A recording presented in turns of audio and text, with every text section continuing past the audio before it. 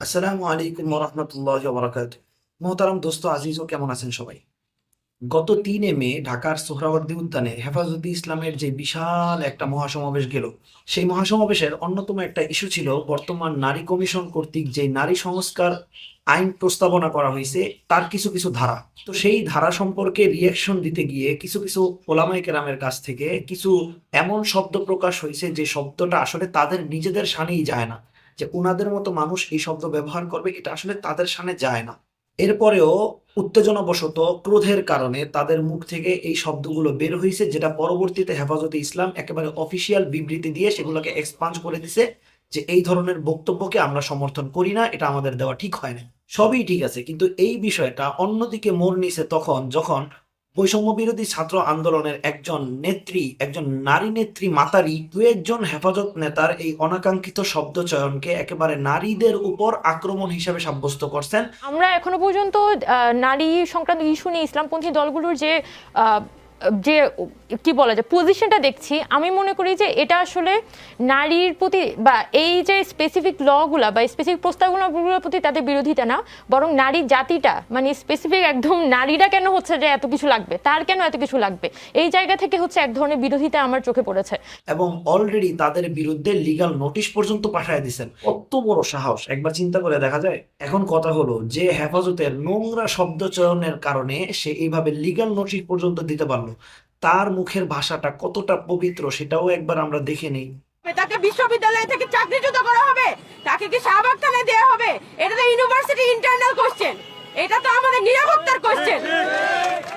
এই হারামজাদাগুলা এটাকে সারা বাংলাদেশের ন্যাশনাল ইস্যু বানায় ছাড়ছে। কি পরিমাণ গবেট এরা, কি পরিমাণ গবেট এরা। সে তার ওই বক্তব্যের মধ্যে ইসলামপন্থীদেরকে বহিরাগত বলে আখ্যা দিয়েছে এবং সে এই মন্তব্য করেছে যে এটা তাদের ঢাকা বিশ্ববিদ্যালয়ের বিতর্কত বিষয়, এখানে বহিরাগতদের মন্তব্যের কোনো প্রয়োজন নাই। বলি খালাম্মা, কোটা আন্দোলন তো আপনাদের নিজস্ব ছিল।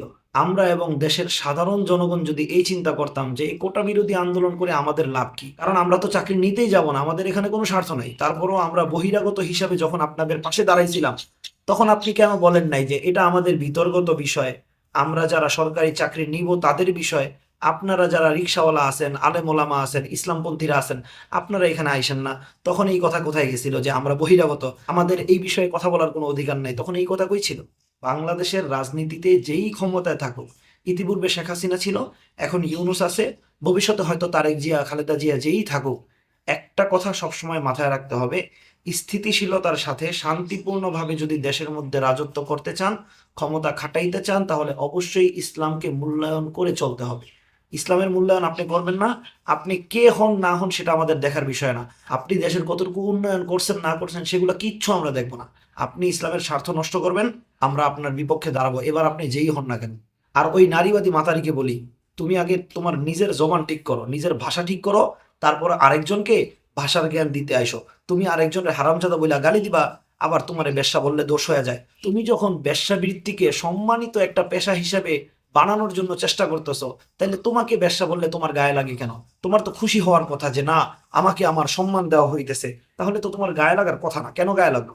আরেকটা কথা বলে শেষ করে দেই, এই মাতারি সে তার বক্তব্যের মধ্যে বলেছে যদি নারী কমিশনের কোনো ধারা, কোনো পয়েন্ট নিয়ে যদি কারো আপত্তি থাকে, সেটা গোল টেবিলে বসে অথবা নিজেদের মধ্যে আলোচনা করে সেটাকে সমাধান করা যাইতে পারে। সেগুলো পয়েন্ট ধরে ধরে আলোচনা করলেই তো হয়, এখানে পুরো নারী কমিশন বাতিল চাওয়ার দরকারটা কি? আচ্ছা তুমি কি কানা? এর আগে এই বিষয়ে যে টকশোগুলো হয়েছে এগুলো তুমি দেখো নাই? ওলামায়ে কেরাম এগুলো আলোচনা করে নাই? কি কি সমস্যা, কোন ধারায় সমস্যা, আলোচনা তো সবকিছুই হয়েছে, সবার সামনে প্রকাশ্যে প্রত্যেকটা পয়েন্ট ধরে ধরে আলোচনা হয়েছে। সেগুলো মূল্যায়ন করছো? মূল্যায়ন না করার কারণেই তো এখন আমরা পুরো নারী কমিশন বাতিল চাই। এখন তো বাধ্য হয়ে তোমাকেও বলতে হয়, শেখ হাসিনার যেই সমস্যাগুলো ছিল সেগুলো পয়েন্ট আকারে ধরে ধরে তোমরা আলোচনা করতা। শেখ হাসিনার বিরুদ্ধে এক দফা পতনের দাবি কেন করছিলা? মানে নিজের বেলায় 16 আনা আর আরেকজনে করলে দোষ না, নিজের বেলায় কুরু কুরু, অন্য কেউ করলে মাকরু। এই ধরনের ফাইজলামি বন্ধ করো, বুঝছো? এই ধরনের ফাইজলামি বন্ধ করো। সবশেষে ওই যে হাজী সেলিম সংসদে দাঁড়ায় নারীদের সম্পর্কে যেই কথাটা বলছিল না, ওই কথাটা প্লে করে দিয়ে যাই, আপনারা শুনেন, আপনারা দেখা মজা পান। আজকের মতো এখানেই বিদায় নিই। আসসালামু আলাইকুম রহমতুল্লাহ বারাকাতুহু। আর নারীর এত ক্ষমতায়তনে কি যে কষ্টে আছি এই দেশের মধ্যে। আপনি স্পিকার, মাননীয় প্রধানমন্ত্রী স্পিকার, বিরোধী দলের নেত্রী স্পিকার, আরেকজন রাজপথে ওই সে মানে সেও নেত্রী, আমার ঘরের মধ্যে আমার ওয়াইফ, সেও কি যে জ্বালা যন্ত্রণা হচ্ছে মানুষ স্পিকার বলে ভাষা প্রকাশ করা যায় না।